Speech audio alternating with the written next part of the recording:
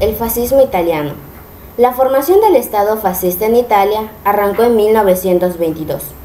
El líder indiscutible del fascismo italiano fue Benito Mussolini, nacido en 1883 en el seno de una familia de origen humilde.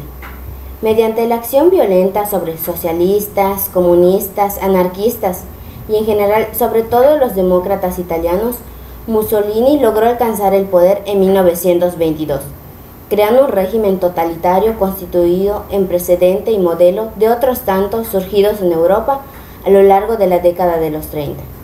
Los orígenes del fascismo italiano. La génesis del Estado fascista ha de vincularse con la crisis que azotó Italia al final de la Primera Guerra Mundial, alineada en el conflicto con Francia, Gran Bretaña y Rusia. Salió vencedora del conflicto, pero lo hizo aquejada de serios problemas económicos, sociales y políticos que dieron lugar a una fuerte conflictividad y propiciaron el descrédito del sistema parlamentario liberal. Económicamente, el país concluyó la guerra debilitado, con una industria dañada, con el norte muy afectado por los combates y con una todavía anticuada estructura rural en el resto. El paro y la inflación fueron en constante incremento. Socialmente, la crisis económica condujo a una notable agitación en los sectores más radicales de la clase obrera, partidarios de tesis revolucionarias del estilo de las desarrolladas por los bolcheviques en Rusia. Esta situación sembró la inquietud entre las clases medias y la gran burguesía, quienes a partir de entonces se sintieron atraídas por la acción contrarrevolucionaria y violenta de los fascistas frente a la izquierda. Políticamente, el nacionalismo italiano se sintió herido al interpretar que Italia había sido maltratada en las negociaciones llevadas a cabo por los vencedores en la Paz de París. Este sentimiento fue hábilmente explotado por Mussolini, quien en todo momento hizo alarde de una política de exaltación patriótica. La toma del poder. La llegada al poder del fascismo tuvo lugar en medio de una Italia revuelta. Tres fuerzas principales comprendían el arco político a comienzos de la década de los 20. Destacaba el Partido Popular Italiano, de ideología católica moderada, creada en 1919 por el secretario de Acción Católica Luigi Sturzo y apoyado por el Papa Benedicto XIV. Le seguían en importancia el Partido Socialista, sujeto a fuertes tensiones internas que terminaron con su ruptura en dos sectores. Uno de ellos se convirtió en 1921 en la tercera fuerza política italiana, el Partido Comunista, de carácter revolucionario, integrado en la Tercera Internacional, y entre cuyos fundadores destacó el pensador y escritor Antonio Gramsci. La cuarta fuerza presente en la vida política italiana era el Partido Fascista, surgido en 1921 de los Fasci di Combattimento, en cuyo seno convergían diversos sectores, desde antiguos socialistas hasta grupos ultraconservadores. La progresión del partido fascista fue rápida. En 1920 sus miembros protagonizaron numerosos actos de violencia frente a militantes de izquierda y sindicalistas.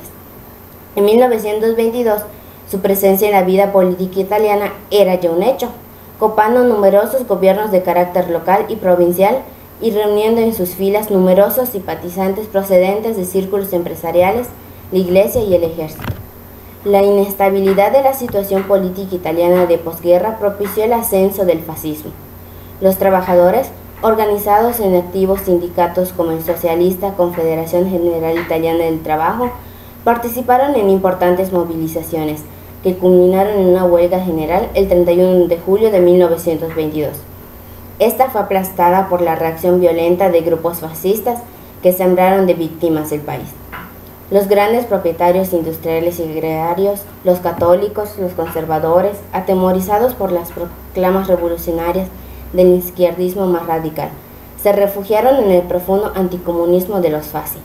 La violencia se apoderó de pueblos y ciudades, favorecida por la inepcia y la inoperancia de los débiles y efímeros gobiernos que se sucedían con rapidez, en medio del descrédito del sistema parlamentario.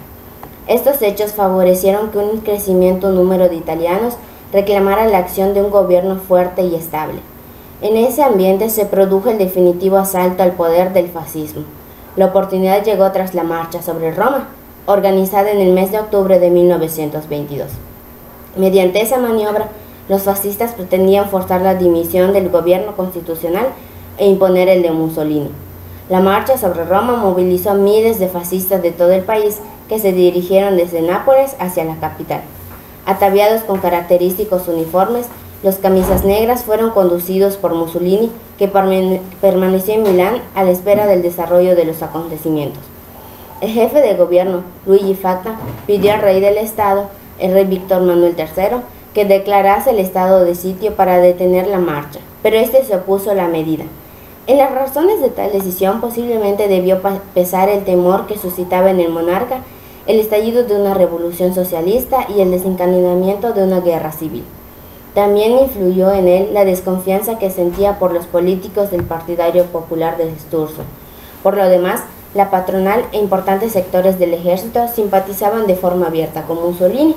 El 29 de octubre, el rey pidió a esta la conformación de un gobierno. El fascismo había llegado al poder con el concurso del jefe del Estado italiano. Aunque convertido en primer ministro, gobernó durante unos meses sustentado en una coalición de partidos, dentro de los cauces constitucionales.